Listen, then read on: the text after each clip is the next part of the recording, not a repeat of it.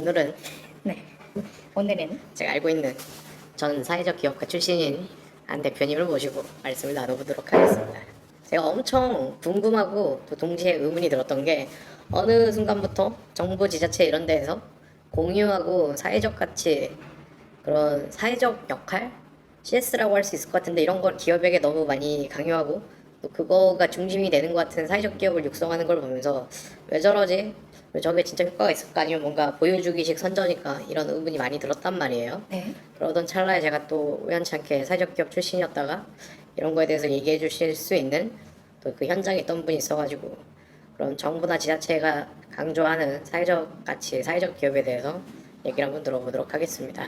뭐 어느 분이신지 한번 얘기해 줄 수 있는 선에서 소개 한번 부탁드리겠습니다. 저는 환경 교육을 운영을 하면서 사회적 기업을 1년 동안 운영을 했었고 그 이후로 사회적 기업의 문제점 아니 그 어떤 좀 가치관에 대한 실망 그런 것들에 불편함을 많이 느껴서 사회적 기업을 벗어나서 일반 기업으로서 플랫폼을 창업해서 지금 또 다른 사업을 하고 있는 창업 연쇄살인마 연쇄창업마 연쇄창업마의 살인마는 아니고 사회적 기업을 운영하면서 가장 불편했던 건 저희가 사회적 기업가 육성 사업 7기에 선정이 됐었는데 그게 이제 나라에서 운영하는 그런 사회적 기업을 그죠? 모집하고 뭐 육성하는 키우는 그런 프로그램인가요? 네, 사회적 기업을 희망하는 사람들, 창업가들을 모아서 그 사람들이 실질적으로 이 지원 사업을 받을 때 사회적 기업을 등록을 해야 됩니다. 그래야 이 성공이라고 얘기를 하면서 졸업을 시켜주는 거고 그게 실패를 하면 그냥 이제 그와 연계된 어떠한 지원 사업들을 받을 수 없는 그런 구조인데 저희는 사회적 기업 등록은 하지 않고 이게 두 단계가 있어요. 이 신청을 하는 단계와 등록을 하는 단계가 있는데 신청까지만 갔었거든요. 근데 왜 그걸 하지 않냐면 어쨌든 사회적 가치를 실현을 하려면 그러니까 기업이라는 건 돈을 버는 단체인데 사회적 기업을 실현을 하려면 돈이 있어야 어쨌든 뭐 누군가를 고용을 한다던가 아니면은 내가 번 것의 일부를 누군가한테 나눠준다던가 이런 걸 해야 되고 기본적으로 기업을 운영하기 위한 어떠한 자금이 있어야 기업이 돌아가는 건데 그것도 다 벌리지 않음에도 불구하고 그런 거를 돈이 없을 때부터 해야 사회적 기업이다 라는 그런 논리 구조로 계속 강조를 해요. 거기서 수업을 하고 멘토링을 하고 이럴 때 강조하는 정도예요? 아니면 강요하는 정도예요? 강조죠. 그러니까 강요가 막 이렇게 무조건 해야 돼는 아닌데 어쨌든 그거를 하지 않으면 사회적 기업 등록은 안 돼요.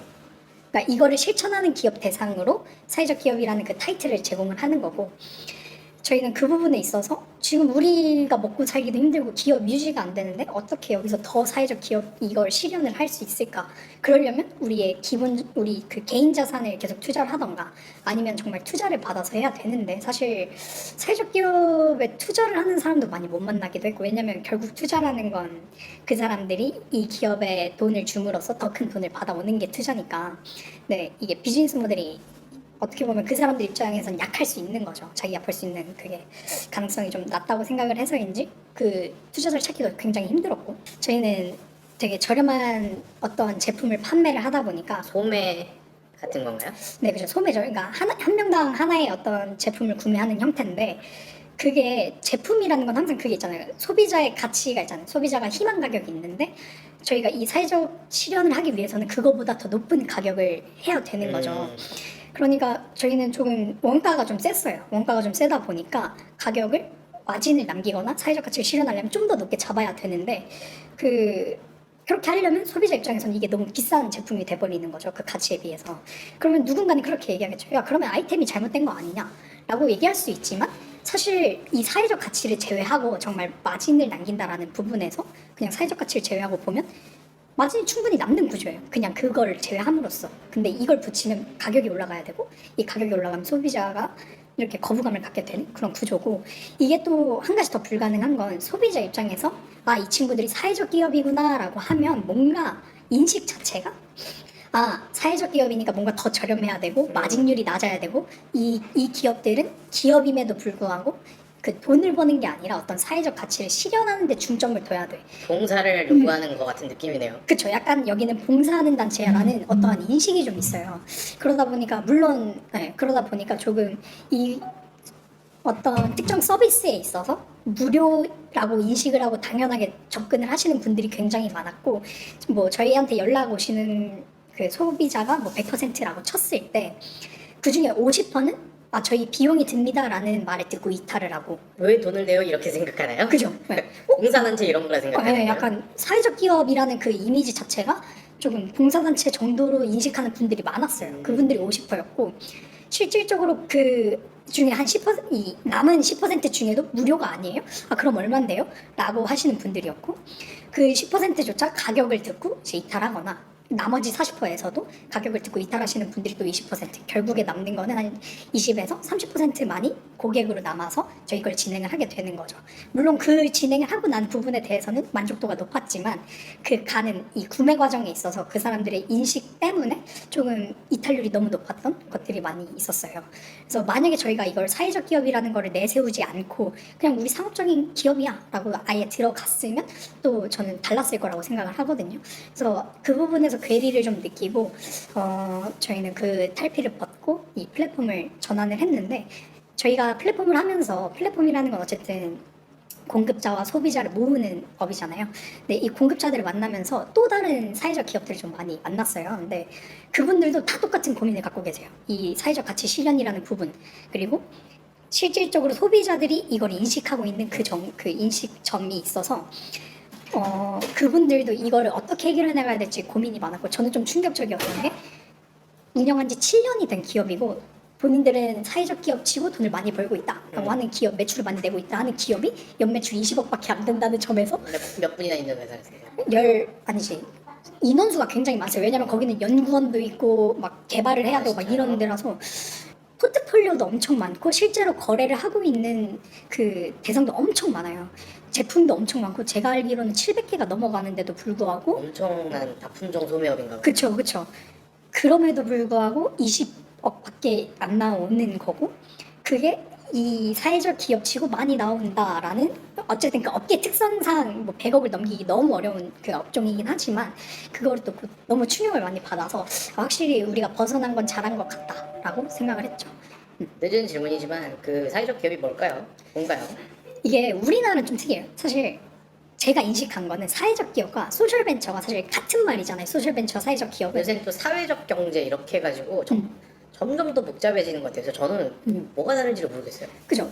이게 원래 그러니까 외국에서는 이제 소셜 벤처는 사회적 기업인 건데 우리나라는 그게 좀 다른 것 같아요. 그러니까 소셜 벤처와 사회적 기업이라는 게 사회적 기업은 말 그대로 나라가 공인한 어떤 그 인증을 받은 기업들을 사회적 기업이라고 하고 소셜 벤처는 이 인증까지는 받지 않았으나 어떤 비전이나 목표, 임팩트가 조금 사회적 실현에 중점이 있는 하지만 여기는 좀 더 그 수익성을 강조하고 그리고 사회적 가치 실현에 대해서는 물론 이걸 실행은 하지만 이게 정말 중점이 돼서 막 여기에 너무 목매이지 않는 기업들이 좀 있는 것 같아요. 저희는 조금 플랫폼을 형성할 때 우리는 소셜벤처 쪽은 좀 생각해 보자였어요. 그래서 네. 그래서 그렇게 좀 구분이 되어 있는 것 같고 제가 생각하는 이 사회적 기업은 정말 조금 제가 생각하는 기업의 구조에서는 비논리적이에요. 기업이라는 게 돈을 버는 게 아니라 무슨 법인 사단처럼 그러니까 사단법인처럼 조금 어떤 공익을 위하고 약간 이런 느낌이 너무 강해서 조금 저희가 일반적으로 생각하는 기업은 아닌 것 같고 그 어떻게 보면 소셜벤처 쪽이 정말 투자도 많이 돌고 사회적 경제라는 것도 이 소셜벤처들을 위한 경제들이 점점 커지는 게 사회적 경제가 아닐까라고 생각을 합니다. 왜 나라에서는 이렇게 사회적 경제, 사회적 기업, 사회적 가치를 강조할까요? 저는 외부에 있는 사람이라서 왜 저렇게 나라에서 어느 순간부터 저걸 강조하지? 정부에게 좋으니까 저렇게 강조하고 강요하는 게 아닐까? 그런 생각이 들거든요. 어떻게 생각하세요? 저는 그러니까 이걸 막 딥하게 생각해보진 않았지만 쉽게 얘기해서 좀 결국에 투표권인 것 같아요. 어떻게 보면 뭐냐면 사람들이 요즘 좀 소비자 심리가 마진을 많이 남기는 기업이라던가 아니면 너무 자기만의 이익을 추구하는 기업은 조금 소비 대상에서 제외가 되잖아요. 불매운동을 한다던가 아니면 또 착한 기업이라 그래서 어떤 그런 것들을 잘하는 그런 기업을 막 밀어주고 일부러 더 사고 이런 것들이 좀 있잖아요. 요즘 돈줄을 내주자 뭐 이런 게 있죠. 요즘 트렌드가 약간 그렇잖아요. 그런 거에 있어서 표권으로 이제 사회적 기업이라는 것 자체가 자기의 마진을 좀 낮추고 아까 그 얘기한 그 인식 자기의 마진을 낮춰서 조금 더 이 CSR에 신경을 쓴다라는 부분들이 좀 크다 보니까 어떻게 보면 이런 기업들을 키워볼게 라는 건 너네를 위한 뭔가를 더 해볼게 소비자들을 위한 일반 시민들을 위한 뭔가를 좀 더 해볼게 라는 그런 그 소비자의 마음을 살려는 의도가 있지 않을까라는 생각이 좀 들고, 사실 이 사회적 기업이 세금을 잘 내고 그리고 그 사회에 공헌할수록 어쨌든 나라의 그런 어떤 경제가 도움이 되는 건 맞으니까 정부 입장에서도 나쁠 게 없죠. 그래서 그 두 가지가 가장 크지 않을까라고 생각합니다. 제가 살고 있는 구에서 지역구에서 제가 뭐 얼마 전에 쓰레기 배출 뭐 변경됐다 해서 배출 날짜 요일 그 확인차 오랜만에 구청 홈페이지 들어갔다가 공지사항을 봤는데 와 무슨 마을 사회적 기업 육성 이런 게 엄청 많은 거예요. 아니 이제는 가다 마을 사회적 기업까지 나오네. 그래서 공고도 확인해보고 이전에 나왔던 공고들도 보면서 왜 이런 구 단위에서부터 진해 구 안에 있는 마을 사회적 기업을 육성하고 하려 하는데 이 마을 사회적 기업이 쉽게 말하면 어떻게 보면 동네에 장사하는 분들인데 이 정도를 육성을 그냥 기존의 자영업자 육성이나 뭐 그런 이름으로 충분히 할 수 있는 거를 왜 굳이 또 이런 걸 하지? 그러면서 거기에 내놓은 게 뭐 공유를 해야 되는 서비스. 근데 지금 많은 사람들이 말하잖아요. 공유 경제는 사실 허상이다. 그리고 에어비앤비를 비롯한 뭐 몇 개 계열 빼고 많은 것들이 문을 닫았는데 왜 이렇게 마을 경제, 마을 사회적 기업까지 주장하지? 이게 왜 이러지? 너무 이상한 거예요. 어떻게 생각하세요? 근데 이게 비단 그것뿐만 아니라 되게 대규모의 지원 사업들, 뭐 1억, 2억 이 정도의 지원을 해주는 지원 사업들에도 지역 기반 크리에이터, 뭐 지역 로컬 무슨 기업 뭐 이런 것들이 많이 나오잖아요. 그러니까 제 생각에는 그런 것들이 되는 게 일단 코로나의 영향이 분명히 있고, 왜냐면 코로나로 인해서 사람들이 집에서 안 나오니까 지역 경제가 당연히 죽을 수밖에 없고, 그거를 조금 보고자 그런 어떤 지역에서 나가서 할 수 있는 것들을 비대면으로 바꿔서 하려는 그런 움직임이 있는 것 같고요. 그리고 다른 하나는 아까 얘기했지만 어쨌든 그 구청에서 올리는 그런 지원 사업들이나 이런 건 결국에 다 의원이 하는 것들이잖아요. 여당, 아니 그 해당 당이 운영을 하는 그런 것들이다 보니까 어쨌든 보여주기식도 분명히 있지 않을까라고 생각을 합니다. 실질적으로 그게 사실 그런 기업들이 오래 지속하기가 쉽지 않아요. 그러니까 당연히 그럴 수 있죠. 어떤 맛집을 하겠다. 그래서 맛집이 돼서 이게 막 활성화가 돼서 여기저기서 막 사람들이 유입돼. 그럼 너무 좋은 결과물이지만 보통은 똑같이 소상공인처럼 시작을 해서 똑같이 빛을 지고 똑같이 그 실패에 대한 방지가 없는 거죠. 우리나라의 그 특유의 창업해 밀어놓고 실패하면 어쩌라고. 약간 이런 게 더 심해지고 있는 거 아닌가라고 생각을 해요. 시장이 너무 작잖아요. 시장을 어느 정도 크게 그러니까 우리가 얘기하는 뭐 100억 정도의 규모, 작은 100억 정도의 규모를 해도 모자랄 판에 이 지역 경제에서 특정 분야로 지역을 위해서 하는 거면, 특히 뭐 어디 군지는 모르겠지만 이 지역 특색의 어떤 지역 뭐 거기 름 같은 건 있을 수 있지만 아니 그런 거 말고 뭔가 느낌이 약간 사회적 기업 하면은 뭔가 그런 게 있는 기업이 동네가 상대적으로 좀 빈곤하고 가난하고 뭔가 사회적 약자계층이 많으니까 사회적 기업 육성 사업이 있는 게 아닐까? 라고 저 스스로가 합리적인 의심이 들어요. 그래서 강남구청에는 과연 이게 있을까? 홈페이지는? 그러니까 저도 우리의 인식이 약간 이런 걸까요? 사회적 기업에 대한 약간 인식이? 그러니까 이게 약간 제가 아까 말씀드린 그 투표권의 연계가 좀 되는 것 같아요. 그러니까 결국에는 이 기업이 그러니까 자기가 쓰는 돈이 결국 자기한테 돌아오게 내가 만들어줄게. 그러니까 너네는 나를 뽑아줘. 이런 느낌으로 이거를 밀고 있는데, 실질적으로 사업하는 사람 입장에서 이 구조를 만든다는 것 자체가 되게 어렵고, 이 구조를 만들어도 그 사람들한테 돌아가는 그 비용은 결국에 그 사람이 내야 되는 거예요. 그러니까 가격이 올라간다는 뜻이죠. 그게 아니면 기업 자체를 유지를 못하니까. 왜냐면은 기업을 운영을 하는 사람 입장에서는 사실 지금 막 코로나 때문에 비대면 우는 사람들이 많잖아요. 사업 소상공인들이. 저는 그분들의 마음이 이해가 갈 수밖에 없는 게, 이 사람들은 고정비가 있어요. 뭐 월세든 어떤 임대료든 인건비든 그게 무조건 고정비고, 사람이 오든 안 오든 나가는 비용인데 사람이 들어오질 않으니 문을 닫는 거잖아요. 근데 이거를 국가에서 밀어준다 그래서 달라지지가 않아요. 요즘 우리나라 사람들은 국가에서 민다고 사는 게 아니라 정말 자기가 봤을 때 이게 괜찮아야 되고, 그리고 이 제품에 어떤 기업의 가치가 있어야 되고, 이러야 구매를 하는 트렌드다 보니까 조금은 무리해서 창업을 하게 만들어서 오히려 그 창업하는 사람들한테 어떻게 보면 미래가 더 불투명하게 만들어버리는 거 아닐까 라는 좀 비관적인 시선이에요, 저는. 그래서 저 같은 경우는 좀 창업에 대한 열망이 있고, 그리고 내가 이 정도는 커버할 수 있어 라는 경험을 기반으로 이 정도까지는 커버할 수 있어 라는 수준에서 제 자금과 지원 사업을 붙여서 하는데, 오히려 좀 그 자본이 좀 있으시고 경험이 없으신 분들이 창업할 땐 그렇지 않다고 생각하거든요. 저는 뭐 1,000만 원, 2,000만 원 단위에서 빚을 지지만 그분은 억 단위로 빚을 져서 망하시는 분들을 저는 봤어요. 네. 그러다 보니까 조금은 그런 것들이 위험한 게 아닌가, 너무 짧은 시야로 보고 있는 게 아닌가라는 생각이 좀 듭니다. 최근 몇 년간 나라에서 사회적 경제를 많이 강조하면서 그와 함께 그래도 적지 않은 비용이 들어갔을 거라고 생각이 되는데 제 머릿속에 떠오르는 사회적 기업 얘기하신 뭐 소셜벤처 사실 생각나는 게 없어요. 벌써 한 4, 5년 전에 유행을 했던 마리본드라는 회사 뉴스에 많이 나왔잖아요. 그때 미얀마 할머니 이런 거. 근데 그 이후로는 사실 떠오르는 사회적 기업이 없는데 성공한 사회적 기업은 어떤 게 있을까요? 제가 몰라서 그럴 것 같은데. 근데 동구밭이라는 데는 저는 기억이 나는데 거기는 장애가 있으신 분들이 오셔서, 그러니까 지적 장애가 있으신 분들이 오셔서 어떤 제품을 만들어서, 그러니까 실제로 어떤 대학 멘토나 이런 멘토를 1대1로 붙어서 밭을 이렇게 꾸려가지고 그 제품을 판매하는 그런 구조인데, 거기는 그 사회적 가치 실현을 이 사람들한테 일자리를 줌으로써 그 가치를 실현해내는, 장애인분들에게 일자리를 주면서. 네, 그렇게 가치를 실현해내는 그런 비즈니스 구조라서 그게 가능해요. 그래서 그 사회적 기업들 중에 이런 식으로 좀 어떠한 장애가 있으신 분들을 고용함으로써 제품을 창출해낸다던가 그런 것들이 효율적으로 만들어낼 수만 있다면 어느 정도는 그렇게 올라갈 수는 있어요. 근데 마찬가지로 동구밭이 투자도 받고 해요. 왜냐면 기업 업력도 되게 오래됐고 그 이미지가 잘 브랜딩이 돼가지고. 근데 그게 일반적으로 그렇게 지원 사업을 통해서 사람들한테 푸시한다고 나올 확률은 굉장히 낮은 거죠.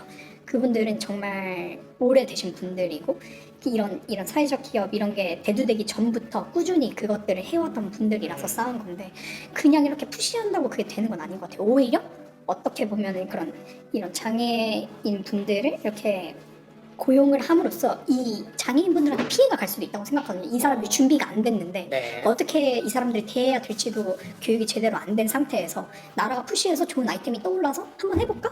라고 생각해서 이걸 하시면 이분들한테도 피해가 될 수 있다 생각해요. 정신적으로나 어떤 육체적으로나. 왜냐면은 어떻게 대해야 될 줄도 잘 모르고 그냥 어떤 게 예의인지 사실 다르잖아요, 조금. 그래서 그런 부분에 있어서는 이분들한테도 좀 피해가 있을 수 있지 않을까? 라는 생각이 좀 들고요. 좀 어려운 분야인 것 같아요, 그 분야 자체가. 근데 이게 중요한 건 사회적 기업이라는 게 꼭 그런 것뿐만 아니라 다른 방식도 많잖아요. 뭔가 그 수익 중 뭐 몇 퍼센트를 사회에 환원한다라던가 기준이 여러 개가 있는데, 제가 방금 말씀드린 건 딱 이 부분에 고용 관련된 것만. 사회적 뭐 소외계층이나 소외계층 약자계층을 약자, 네. 고용함으로써 범위가 좀 넓게 보니까 사회적 경제 쪽에서 뭔가 회감이 들고 나오셔서 지금은 다른 쪽 일을 하고 계시는 걸로 얘기해 주셨는데 사회적 경제 쪽에서 가장 회감이 들었던 거는 뭐가 있을까요? 아까 그러니까 이거죠. 몇 가지 더 얘기를 해주시겠어요? 뭐 간단하게 회감이 들었던 것들이나 이건 아닌 것 같아 했던 것들, 나가는데 이유가 됐던. 그러니까 아까 말씀드린 두 개. 첫 번째가 그러니까 기업 운영이 안 되는데 사회적 가치 실현 동시에 해야 된다는 거. 두 번째가 사람들의 인식이 약간 저렴해야 된다거나 그 무료가 아닌가 이런 것들에 대한 거. 그리고 세 번째는 이거를 닮으로써 일반적인 관계, 그러니까 비즈니스 상에서 일반적인 관계를 맺는 게 마찬가지로 어려웠어요. 소비자 인식이 그렇듯 상대 비즈니스 파트너 또한 사회적 기업이면 일을 잘 못하지 않나? 라는 게 뭔가 납품을 하거나 이렇게 할 때 네, 말씀하시는 그러니까 거죠? 이 기업들이 데려올 때조차, 그러니까 기업들이 데려오던가 아니면 어떤 비즈니스 파트너를 만들 때 사회적 기업이면 일을 잘 못하지 않아? 라는 거를 느낀다고 했어요. 퀄리티가 떨어지거나. 맞아요. 그러니까 어쨌든 사회적 기업은 아까 말한 것처럼 가격이 낮아야 되고 마진이 낮아야 되다 보니 퀄이 떨어진다거나 사람들이 일을 좀 덜 한다거나 딱 그 사회적 기업 하면 정시 퇴근, 정시 출근 약간 이런 거에서 이 업무가 제대로 안 돌아가지 않을까라는 그런 인식을 하는 거를 저는 사실 크게 못 느꼈지만 아까 말씀드린 다른 기업들을 만나면서 그분들이 공통적으로 얘기했던 것 중 하나예요. 많이 나왔던 것 중 하나라서 확실히 이 플랫폼을 운영하면서도 우리가 이 사회적 기업이라는 타이틀을 달지 않은 건 정말 잘한 일이다. 이거는 정말 잘한 일이다라고 계속 생각을 해왔어요. 그리고 지금도 앞으로도 그런 이 국가가 인증하는 사회적 기업 자체는 딱히 생각은 없고요. 지금까지 얘기해 주신 걸 들어보면은 제 3자인 제 생각에서는 사회적 기업을 하면은 큰 장사까지는 될 수 있어도 훌륭한 기업으로 성장하기는 어려운 게 아닌가 하는 뭐 일의 종류도 그런 것 같기도 하고 주변의 환경도 좋은 것 같고 약간 그런 생각이 드네요. 훌륭한의 기준은 조금 다르니까 훌륭한이라고 하지는 말고 조금 오히려 어떻게 보면 실질적으로 사회적 가치를 실현하면서 돈도 잘 벌면 그거야말로 훌륭한 거고 그러니까 큰 기업이라고 할까요? 큰 기업이 되긴 어려운 매출을 크게 내긴 어렵다는 거죠. 그러니까 뭐 1,000억, 몇 조, 그런 대기업이 네. 되기는 정말 어려운 것 같아요. 왜냐면 대기업 중에 사회적 기업 없잖아요. 지금 마을 사회적 기업 이런 얘기를 나온 것도 보면 뭔가 전국구나 해외로 글로벌 단위에서 활동하기는 어려울 것 같으니 더 줄여서 마을 안에서 돌아가는 소상공인이 되어라 이런 게 사회적 경제의 흐름이 아닌가 싶은 생각이 들어요. 근데 그러니까 너무 이상적인 방향이지만 네. 저는 불가능하다고 그러니까 불가능은 아니겠죠. 누군가는 해내겠죠. 근데 어렵다고 생각하는 이유는 크게 나간다는 게 어렵다는 거죠. 아니 그냥 살아남기조차 어렵다고 생각을 해요. 그 마을 경제에서는. 왜냐면 아까 말한 것처럼 그냥 고정비가 생기고 마진 낮추고 사실 마진을 낮추려면 그러니까 박리담회가 돼야 되는 많이 팔아야 되는데 지역에서 이거를 팔아서 얼마나 많이 팔겠어요. 전국 단위로 해도 맞아요. 수준이 그럴 있는데 것 같아요. 한계가 있는데 그래서 그런 부분에 있어서 유지 부분이 굉장히 어렵지 않을까. 차려놓는 거야 이 지원금 사용해서 어떻게든 만들고 그 기간 동안 유지를 할 수는 있지만 그 지원 사업이 끝난 이후에는 네. 그러면 누가 책임을 져주냐. 저는 그 부분이 좀 의문이죠. 항상 음, 모든 창업에 있어서. 네. 전 사회적 기업 대표님이 나오셔서 사회적 기업과 사회적 경제 이런 거에 대해 얘기를 해주셨고 또 여러분들 궁금한 게 있으시면 댓글로 물어봐 주시면 다음에 제가 또 물어보도록 하겠습니다. 또 다음에 사회적 경제 쪽에 또 얘기해 주실 분이 나오시면 좋을 것 같네요. 나오셔서 감사합니다. 감사합니다.